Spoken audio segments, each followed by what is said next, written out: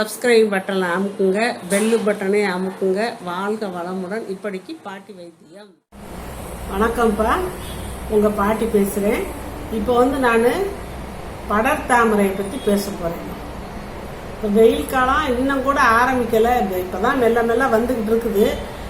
ஆக்சுவலாக சித்திரை மாதம் தான் ஆரம்பிக்கணும். அதுலேயும் கத்திரி வெயிலில் தான் ரொம்ப பயங்கரமாக இருக்கும். அந்த கத்திரி வெயில் எஃபெக்ட் இப்போ 100 டிகிரியில் இப்போ வந்துக்கிட்டு இருக்கிறதுனால இப்போ சென்னையில் இந்த ஸ்டாலின் ஆஸ்பத்திரி இருக்கு இல்லையா, ஸ்டான்லி ஆஸ்பத்திரி, அதில் கவர்மெண்ட் ஆஸ்பத்திரி, அங்கே 100க்கு 20 பேர் இந்த படர்தாமரையில் பாதிச்சு போகிறாங்க அப்படின்னு சொல்லி அந்த டீனு ஒரு நாள் டிவியில் நியூஸில் சொன்னாங்கப்பா.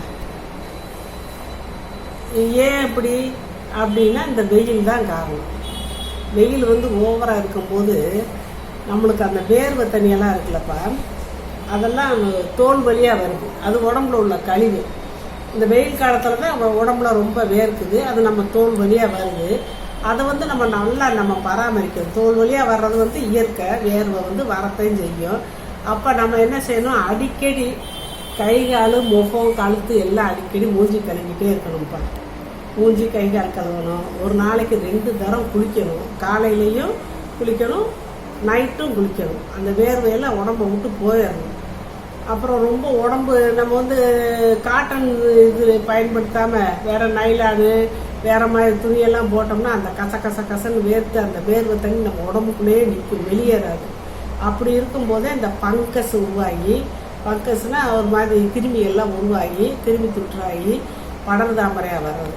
படர்தாமரைனா ஒரு மாதிரி அப்படியே சுற்றி அப்படியே கொஞ்சம் கொஞ்சமாக ஒரு சின்ன இதாக இருக்குது, அப்படியே பறவை வரும். அதுக்கு தான் படர்தாமரை. அது சொறி சரங்கு மாதிரி தான். அது வராமல் இருக்கணும்னா என்ன செய்யணும்னா, ஒரு நாளைக்கு 2 தடவை குளிக்கணும்.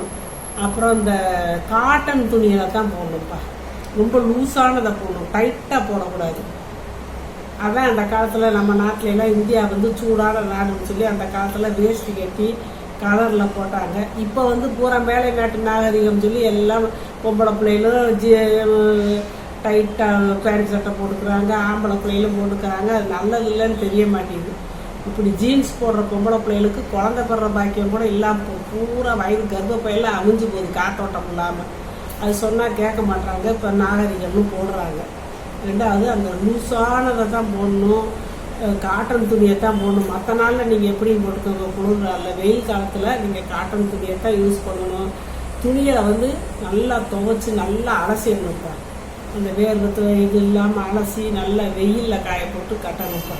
அப்போத்தான் அந்த படர்தாமரையிலேருந்து நம்ம தப்பிக்க முடியும். லேசாக கொஞ்சம் வந்தவொடனே என்ன செய்கிறாங்க, ஏதோ அரிக்குதுன்ட்டு கடையில் போய் மெடிக்கல் ஸ்டோரில் போய் ஏதாவது ஆயின்மெண்ட் கொடுங்கிறாங்க. அவங்களும் புண்ணாடுறதுக்கு அப்போதைக்குன்னு சொல்லி இந்த ஸ்டீட் ஆயில் கலந்த மருந்தை கொடுக்குறாங்களாமா. அதை போய் தேய்ச்சோன்னா என்ன ஆகுது, அது அப்படியே தோலை அரிச்சு உள்ளே போகிற அந்த தோலுக்கு அடியில் இருக்க அந்த நரம்பு ரத்த குழாயை கூட பாதிக்குதாமா. ரொம்ப முத்தின நிலைமையில ஆஸ்பத்திரிக்கு போகிறாங்களாம். ஏன் அதுக்கு ஆரம்பத்திலேயும் நம்ம வைத்தியந்தே இருக்குது. நம்ம ஆஸ்பத்திரி வைத்தியம் நான் சொல்ல மாட்டேன். இந்த குப்பை மேனி இலை இருக்கு இல்லையா, அந்த புண்ணு அந்த மாதிரி ஒரு கரப்பா மாதிரி ஒரு புண்ணு வருதுன்னு தெரிஞ்சாலே குப்பை மேனி இலை, மஞ்சள், உப்பு இதை வச்சு வலுவலுன்னு அரைச்சி போடணும், பத்து போடணும். சோப்பு போட்டு குளிக்கக்கூடாது, கடலை மாவு சீயக்காய் போட்டு தான் குளிக்கணும். அப்புறம் அந்த குப்பை மேனி இலையை பறிச்சுட்டு அதை மிக்சியில் போட்டு அரைச்சி கொஞ்சம் தண்ணி தெளித்து அரைச்சி அந்த சாறு எடுத்து அந்த சாறு எவ்வளோ இருக்கோ அந்த அளவுக்கு தேங்காய் எண்ணெய் எடுக்கும். 2யும் கலந்து ஒரு கரண்டிலேயோ தாளிக்கிற கரண்டிலேயோ ஏதோ ஒரு கரண்டிலேயோ வடை சட்டிலேயோ போட்டு காய்ச்சி அந்த தண்ணி சத்தெல்லாம் வடியவும் அதை தைலமாக வந்துடும்.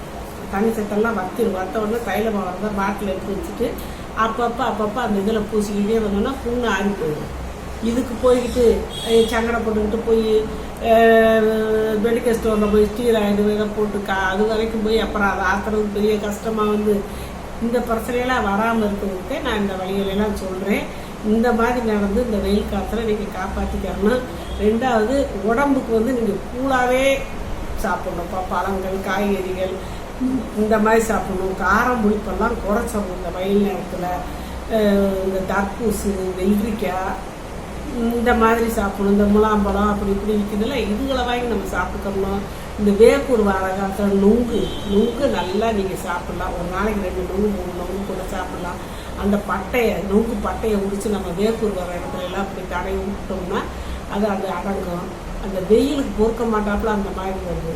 நம்ம வாரத்துக்கு 2 நாள் எண்ணெய் வச்சு குளிக்கணும், உடம்பெல்லாம் எண்ணெய் தேய்க்கணும். அப்புறம் இது உடம்பு குளிர்ச்சி ஆகிறதுக்கு தான் நான் இப்போ சொல்லிக்கிட்டு இருக்கிறது. இப்படியெல்லாம் நீங்கள் செஞ்சீங்கன்னா உங்களுக்கு இந்த படர்தாமரை, இந்த சொறி, சிரங்கு இதுலேருந்து தப்பிக்கலாம், வயிற்று பிரச்சனைலேருந்து தப்பிக்கலாம். நான் இப்போ மெயினாக சொல்ல வந்தது வந்து படர்தாமரை. இப்போ அது பெரிய பயங்கரமாக போய்கிட்டு இருக்காமா. அப்புறம் 2வது அந்த படர்தாமரை இருக்கிறவங்க பக்கத்தில் யாரும் படுக்கக்கூடாது. அவங்க ட்ரெஸ்ஸுகளை இல்லாதவங்க ஒரே குடும்பத்தில் அண்ணன் பனியனை போட்டேன், தம்பி பனியனை போட்டேன், அப்பா பனியனை போட்டேலாம் மாற்றி மாற்றி போடாதீங்க. அந்த அவங்களுக்கு இருக்கிற பிரச்சனை நம்மளுக்கு வந்துடும். அதனால் அப்படி இருக்கவங்களுக்கு தனியாக அவங்க துணிகளை துவைச்சி சுடுதண்ணியில் கூட போட்டாச்சு நல்லா வெயிலில் காய போட்டுருங்க. இந்த மாதிரி செஞ்சு இந்த வெயில் காலத்தை வந்து நல்லபடியாக நீங்கள் கடத்தணும்னா நான் சொன்ன பக்குவத்தில் இருந்துட்டீங்கன்னா நீங்கள் தப்பிச்சுக்கலாம்ப்பா. வாழ்க்கை வளமுறை. இப்போ நிறைய பேர்ப்பா நான் அவங்க கொஸ்டினுக்கு ஆன்சர் சொல்கிறோம்லன்னு கேட்குறாங்க. சொல்லிக்கிட்டு தான் இருக்கேன். நான் அதுக்குன்னு சொல்லி பார்வையாளர்கள் கேள்வி பதில் நான் போட்டிருக்கேன். அதை பார்த்துக்கோங்கப்பா. அதை பார்த்தீங்கன்னா உங்களுக்கு தெரியும். நான் வரிசையாக கேள்வி பதில் போட்டுக்கிட்டே இருக்கேன். அதில் போட்டு பார்த்தீங்கன்னா நீங்கள் கேட்ட கேள்விக்கெல்லாம் நான் பதில் சொல்லிடுறேன்ப்பா. அதை கட்டாயம் நீங்கள் பார்த்து தெரிஞ்சுக்கோங்க. சப்ஸ்கிரைப் பட்டனை அமுக்குங்க, பெல்லு பட்டனை அமுக்குங்க. வாழ்க வளமுடன். இப்படிக்கு பாட்டி வைத்தியம்.